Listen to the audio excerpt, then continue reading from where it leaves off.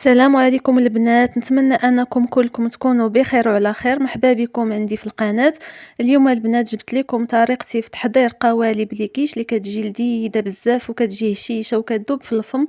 غتشوفوا معايا ايضا ثمن ديال البيع لان هاد الكيش كانوا داخلين عندي في واحد الكوموند اللي حضرتها، وغتشوفوا معايا ايضا شحال خرجت لي هاد العجنه من الكيش. فبقاو معايا نشوفوا المقادير وطريقه التحضير. فهنا احتاجيت 600 غرام من الدقيق الابيض اللي مغربل من قبل، واحد الرشه ديال البزار، وهنا واحد الرشه ديال الملح، واستعملت هنا الزبده ديال ليليا، اي زبده ديال البواطه يمكن لكم تستعملوها.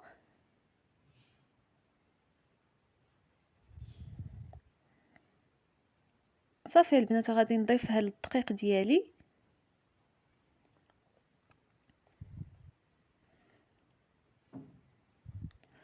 البنات هنا نبدا فقط غادي نرملها وغير بالاطراف ديال الاصابع ديالي، كنأكد عليكم انكم تجمعوها فقط غير بالاطراف ديال الاصابع. نرملوها مزيان، تندخلوا داك الزبده مع الدقيق مزيان يتجانسوا مع بعضياتهم.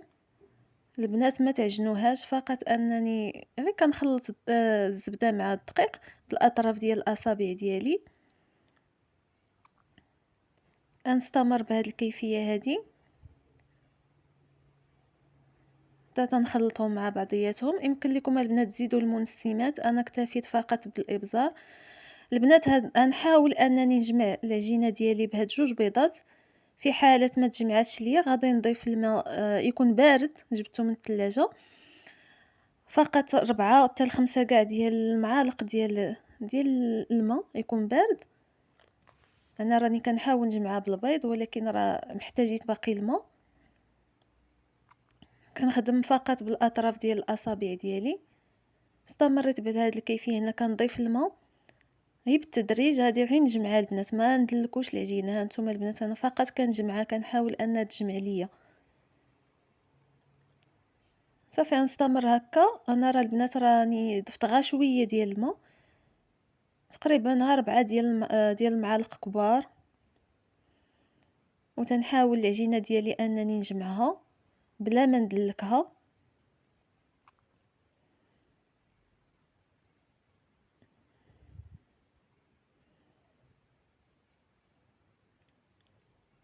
صافي هنا البنات باقي شتا مازال ما تجمعاتش، غادي نضيف عاوتاني واحد المعلقه اخرى ديال الماء،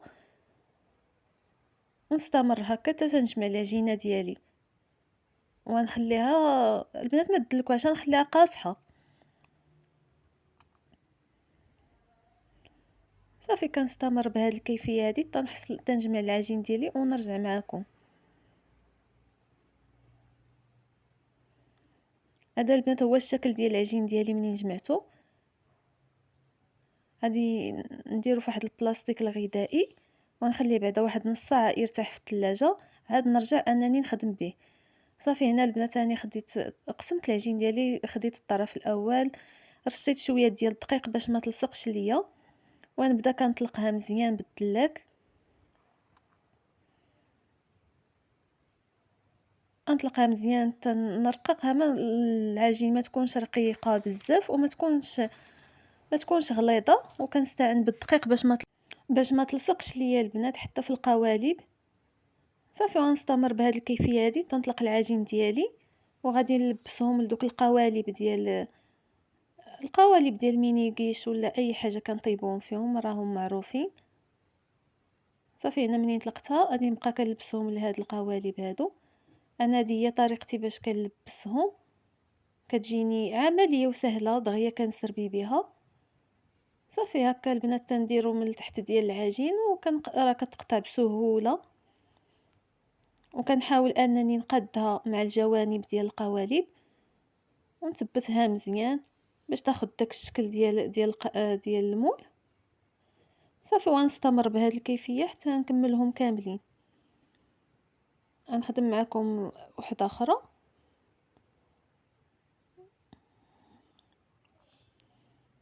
صافي كما كتشوفوا البنات كنلبس ليها العجين ديالها، ومن بعد كنبقى نضغط على الجوانب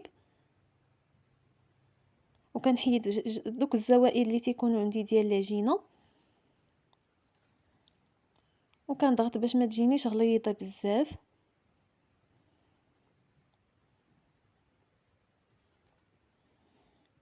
بهاد الكيفية هادي تنستمر حتى تنكملهم كاملين، كنعمرهم كاملين.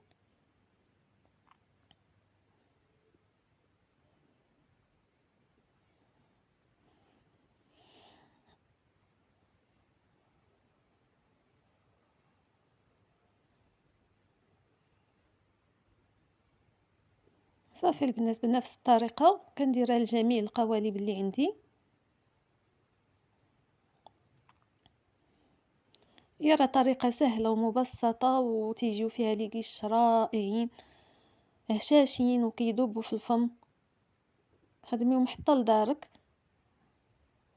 يمكن لك تطلقيهم واجدين فقط كتجبديهم وانك تعمريهم بالحشوة اللي بغيتي. كتسهلي عليك طرت الوقوف في الكوزينة في الشهر الكريم. صافي هنا البنات منين كملتهم غادي نتكيهم كاملين باش ما يتنفخوش ليا في الفران. بالنسبه للبنات لهاد العجينه هادي راه فيها خرجت ليا 30 حبه ديال الميني كيش، يعني تبارك الله راه كتعطيك بزاف واقتصاديه في نفس الوقت. صافي نستمر هكا تنتكيهم كاملين.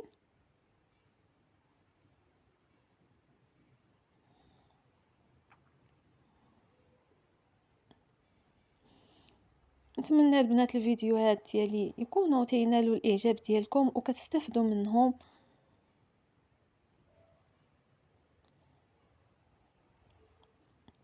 صافي البنات هنا غادي نفرش لهم داك ورق الطهي وغادي ندير فوق منهم اللوبيا، اي حاجه عندكم، يا اللوبيا يا العدس الشعريه. البنات ما تيوقع اللوبيا حتى حاجه في الفران، فقط راه كتثبت لينا لي كيش ديالنا باش ما يتنفخوش. صافي غنعمرهم هادو كاملين بهاد الكيفيه هادي وندخلهم الفران. بالنسبه للفران البنات تنكونوا سخنتو من قبل والعافيه تكون مهيله، زعما يتشمعوا على خاطرهم وتيكونوا هكا تيكونوا واجدين عندنا.